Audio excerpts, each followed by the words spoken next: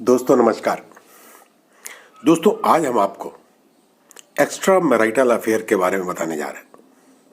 दोस्तों आप जैसे कि जानते हैं, आपने सुना होगा कि पति पत्नी के विवाह के बाद पति का या पत्नी का एक्स्ट्रा मैरिटल अफेयर शुरू हो गया है, जिससे घर में काफ़ी समस्याएं पैदा हो जाती हैं, तलाक तक नौबत आ जाती है। तो दोस्तों ये स्थितियां क्यों उत्पन्न होती हैं? तो आज हम इसके ज्योतिषीय कारण आपको बताने जा रहे हैं कि ज्योतिष विद्या में ऐसे कौन से योग हैं, ऐसी कौन सी युतियां हैं जिसकी वजह से एक्स्ट्रा मैरिटल अफेयर होते हैं। दोस्तों आजकल मैंने देखा है काफ़ी कुंडलियां ऐसे आने लगी हैं जिनके ऊपर ये समस्याएं एक्स्ट्रा मैरिटल अफेयर की काफ़ी आ रही हैं। आपने देखा होगा कि जब पूर्व में कुंडली मिलान होता था तो कुंडली मिलान के समय पंडित ये बताता था कि इसकी कुंडली में 2 विवाह योग है, इसका एक कुंभ विवाह करा दीजिए। तो उस समय पहले किसी से पेड़ के साथ या कुंभ विवाह मटके के साथ या उसका एक विवाह पहले पूर्व में करा दिया जाता था और पूजा वगैरह करा दी जाती थी। तो पूजा का एक नाम देकर ये किया जाता था। क्योंकि उनकी कुंडलियों में 2 विवाह योग यानी कि एक्स्ट्रा मैरिटल अफेयर होते थे। वो उसका ज्योतिषीय निराकरण करने के पश्चात उनका विवाह करवाते थे, जिससे कि ये समस्याएं बाद में उत्पन्न नहीं होती थी। लेकिन आजकल ऐसा नहीं होता है।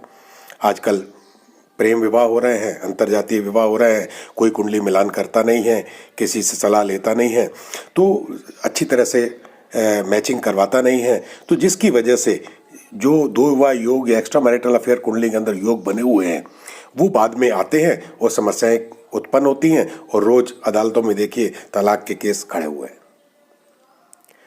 तो मेरा ये कहना है कि आप विवाह से पूर्व कुंडली को अच्छी तरह मिलान कराइए। यदि 2 विवाह योग एक्स्ट्रा मैरिटल अफेयर किसी भी पुरुष में या स्त्री में है तो उसका उपाय करें, उन्हें दूर करें, उसके बाद विवाह करें। तो आइए आज हम चर्चा करते हैं कि 2 विवाह के योग क्या क्या है। सबसे पूर्व मैं आपको बताना चाहता हूं कि जब मंगल और शुक्र ग्रह आपके 7वें भाव में उपस्थित हो या 10वें भाव में हो या 4थे भाव में हो और ये 4, 8, 12 की राशियों में हो, यानी 4 मतलब कर्क, 8 मतलब वृश्चिक और मीन यानी गुरु की राशि। जब इन राशियों में मंगल और शुक्र एक साथ बैठ जाए तो 2 विवाह योग बनते हैं। अगर उसका निराकरण पहले से नहीं किया गया है तो एक्स्ट्रा मैरिटल अफेयर होगा ही होगा, आप उसे नहीं रोक सकते। तो इसलिए इन चीजों का विशेष ध्यान रखना चाहिए। और दूसरा योग है सूर्य और शुक्र की युति। जब सूर्य और शुक्र की युति 4थे भाव में होती है और ये 4, 8, 12 इन राशियों में होती है तो आप निश्चित मान लीजिए कि पुरुष या स्त्री इनके एक्स्ट्रा मैरिटल अफेयर होंगे या इनके 2 विवाह होंगे। और बुध और शुक्र की युति, यदि बुध और शुक्र की युति 10वें भाव में, 7वें भाव में या 3रे भाव में है तो ये योग वहां भी बनता है। क्योंकि शुक्र जो है विलासिता का कारक ग्रह है, सेक्स का कारक ग्रह है, और बुध जो है वो युवा है, राजकुमार है, उसे खेल करना, क्रीड़ा करना ज़्यादा पसंद है। तो जब शुक्र और बुध ये दोनों मिल जाते हैं तो इस तरह की क्रीड़ाएं ज़्यादा होती हैं, एक्स्ट्रा मैरिटल अफेयर्स होते हैं। अगर 10वें, 7वें और 3रे भाव में ये युतियाँ बन रही हैं तो आदमी विशेष ध्यान रखे, उसका उपाय करें, नहीं तो ये योग आपको बाद में परेशान करेंगे। और राहु अगर 7वें भाव में बैठा हो और राहु 7वें भाव में बैठा हो और किसी पापी ग्रह की दृष्टि हो या शनि साथ में बैठ जाए तब भी ये योग अधिकतर बनते हैं। क्योंकि राहु भ्रमित करता है, दूषित करता है। 7वां भाव एक विवाह का कारक ग्रह है। जो पति पत्नी का भाव होता है ये एक साफ सुथरा और शुद्ध होना चाहिए। अगर ये साफ सुथरा शुद्ध है, इन पे पापी ग्रह नहीं है तो विवाह अच्छा चलता है, विवाह में कोई समस्या नहीं आती है। और यदि पापी ग्रहों की दृष्टियां हैं या पापी ग्रह बैठे हुए हैं, जैसे राहु शुक्र बैठे हुए हैं, ये भी विलासिता की ओर आगे की ओर बढ़ाता है। राहु शुक्र का कॉम्बिनेशन भी बहुत खराब होता है, या केतु शुक्र बैठे हो वो भी काफ़ी खराब करता है। उससे तो कई लोगों के साथ में संबंध स्थापित होते हैं। तो इस तरह से योग जब बनते हैं तो सप्तम भाव को देखना कुंडली के अंदर बहुत आवश्यक है। शादी के समय, मैचिंग करते समय तो इनका एक निराकरण करना बहुत आवश्यक है।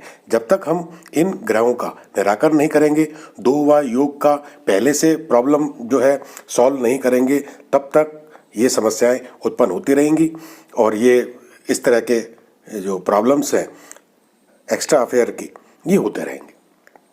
तो दोस्तों, मैंने जो आपको ये योग बताए, इसके अलावा भी कई योग हैं, लेकिन ये एक मुख्य योग है जो व्यक्ति को कुंडली का मैच करते समय जरूर देखना चाहिए और उनके उपाय करें। ऐसा नहीं है कि ये योग समाप्त नहीं होते हैं, ये योग समाप्त होते हैं।